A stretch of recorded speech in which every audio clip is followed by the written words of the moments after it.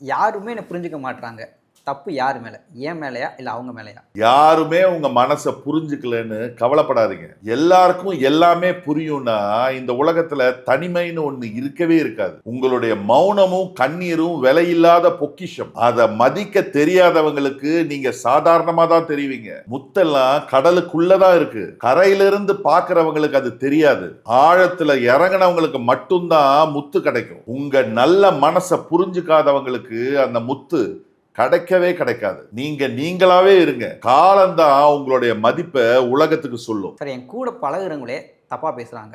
நான் என்ன பண்றது? உங்க கூட இருக்கிறவங்களே உங்களை பத்தி ஏதாவது தப்பா பேசுறாங்கன்னா, அப்பதான் நீங்க ஏதாவது கரெக்டா பண்றீங்கன்னு அர்த்தம். ஒரு மரத்துல கல் எடுத்து அடிக்கிறாங்கன்னா அந்த மரத்துல பழம் இருக்குன்னு தானே அர்த்தம். வெறும் மரத்துல யாராவது கல் எறிவாங்களா? So if they are talking about you, that mean you are growing. பேசுறவங்கள பத்தி கவலைப்படாம நீங்க சரின்னு நினைச்சத செஞ்சுட்டு போயிட்டே இருங்க. சார் அன்பும், உதவியும் யார்கிட்ட எதிர்பார்க்கலாம்? யாருக்கும் நீங்க அழுவுறது தெரியாது.